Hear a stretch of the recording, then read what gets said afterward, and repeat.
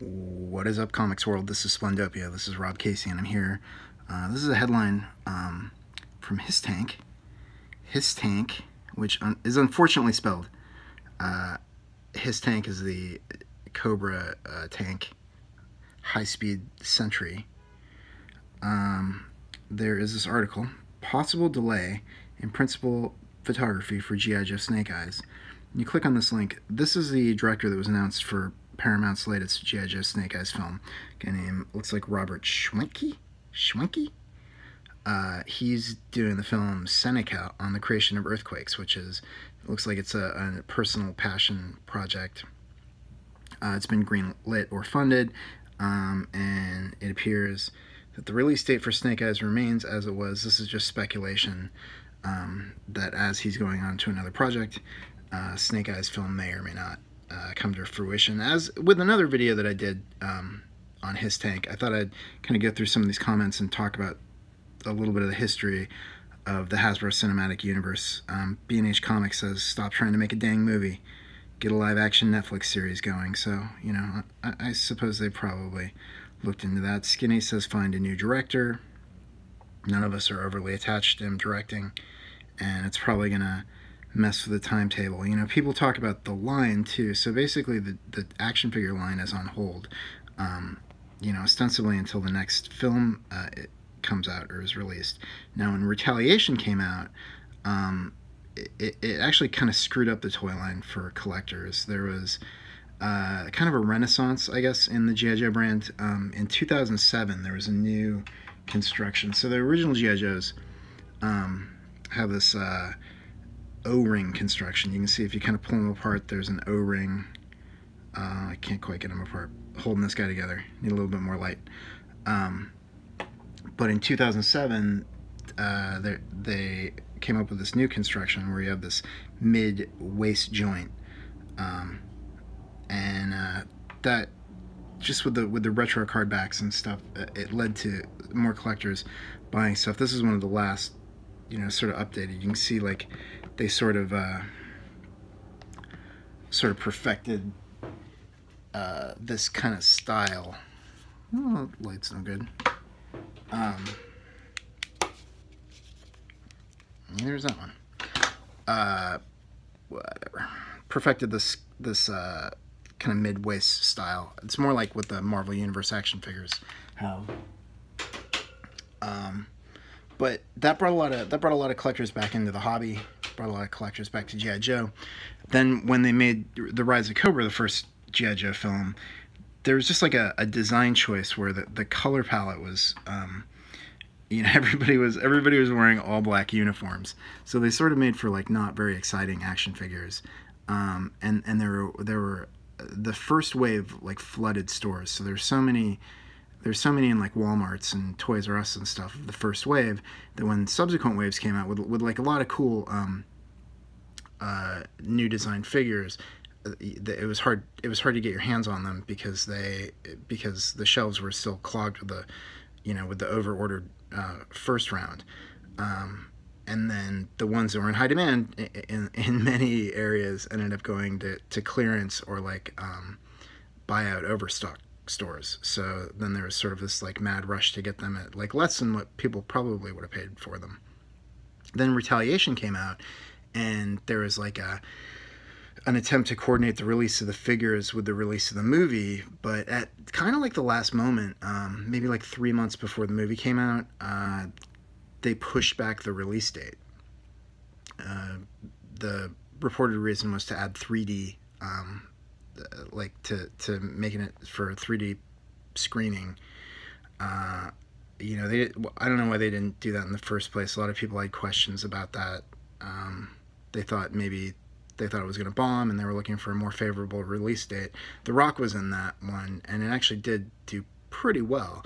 Sort of a surprise hit, but in the meantime, because it was however many months it was delayed, like almost like 6 months, they had to put a hold on all the action figures that were in production, and you ended up having the same result as the first movie, where the first wave of toys hit the stores. They weren't as popular as later waves, so they kind of like they clogged the shelves, and then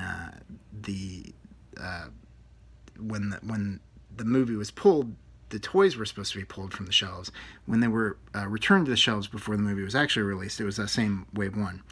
And again, like later waves were kind of more in demand, but very hard to find. And as a result, retailers, were stuck with a lot of product that just like wasn't selling, and concluded that the brand was a disaster. And almost all of the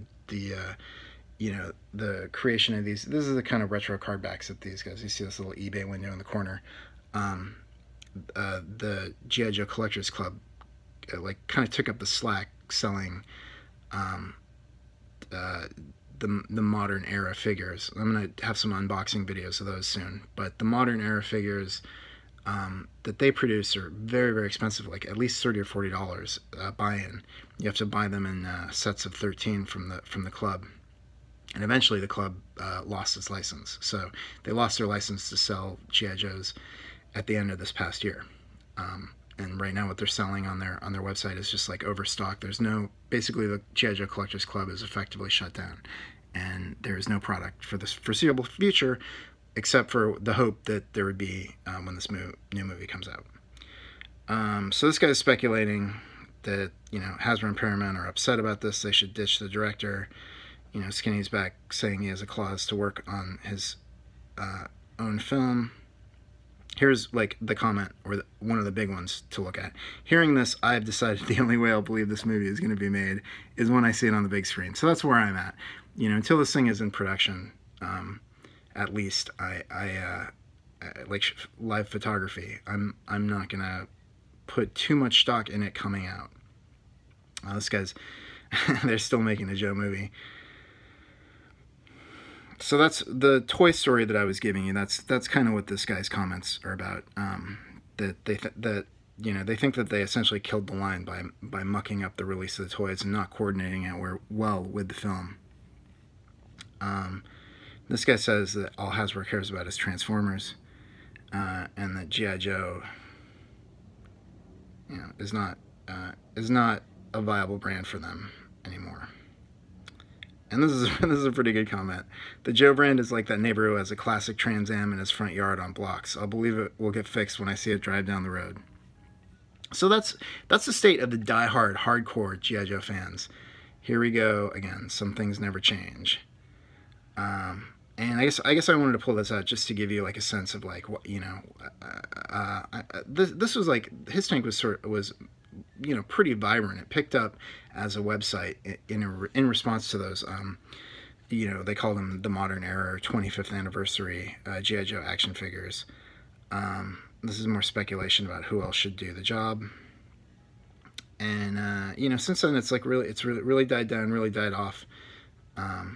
And the brand management has a lot to do with it. And there's a lot of disenfranchisement with the franchise, if you will.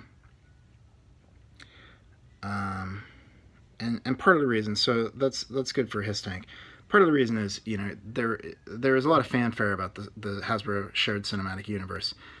This is from 2017, when they were speculating that a G.I. Joe movie might kick it off. The G.I. Joe movie was supposed to be the Snake-Eyes, and other, some of the other Shared Cinematic Universe vehicles are like Micronauts, Visionaries, Mask, ROM. But this article, as you can see, is back from 2017.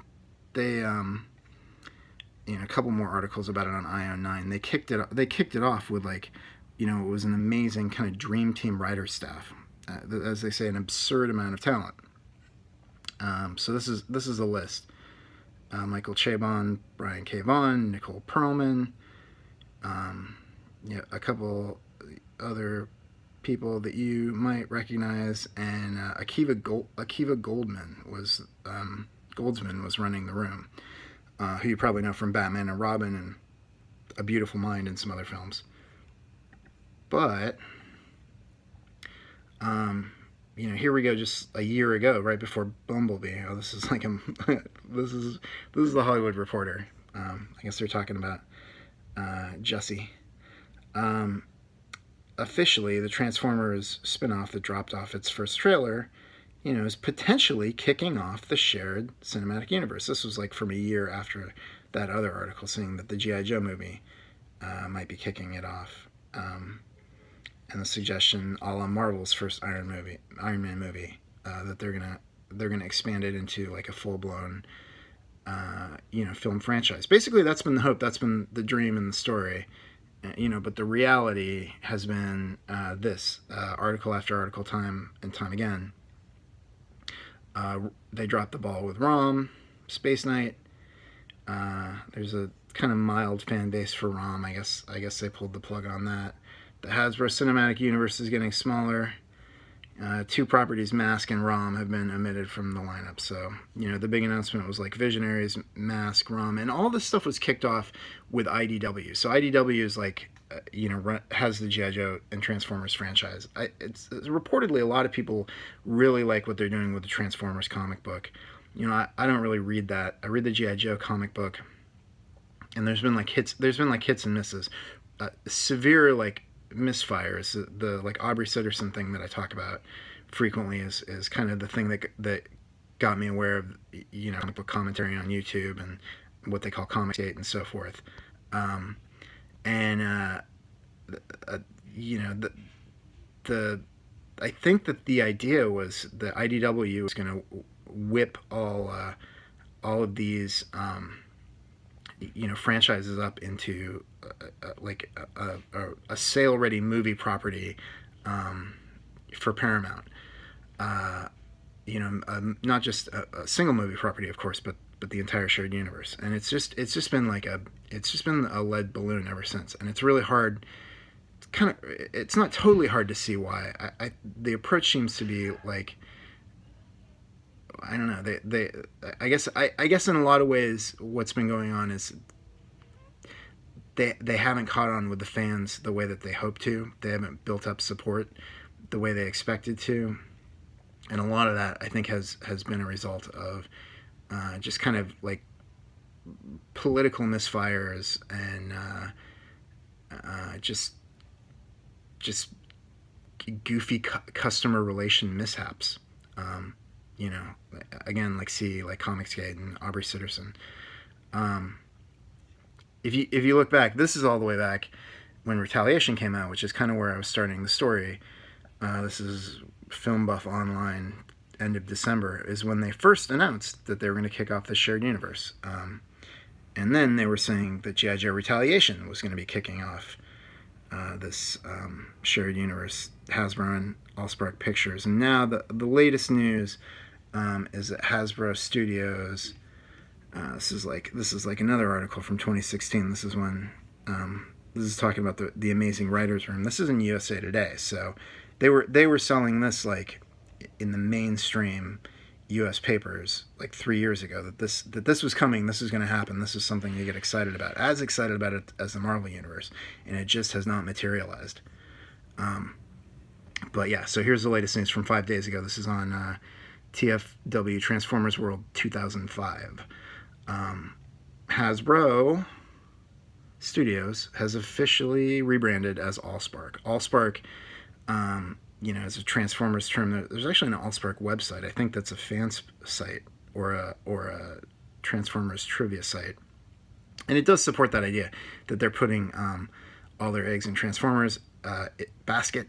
It makes a lot of sense. I mean, it seems to be profitable. Even the Michael Bay films that a lot of fans of my generation hate, still make a lot of money worldwide. And I haven't seen Bumblebee yet. I guess I should. I didn't hear great reviews about it, but I was excited about the 80s style art design. So I'm excited to kind of pop in and see that at some point. But this is it. This is the state of affairs for G.I. Joe, the G.I. Joe movie, the Snake-Eyes movie, the Hasbro Cinematic Universe, and now Allspark, formerly Hasbro Studios. It will be very interesting to see what unfolds, because I think the expectation on the fan base is, you know, we'll believe it when we see it. So that's the story. Kind of a sad one, but I know in my heart G.I. Joe will return in all its greatness. Have a good day, guys.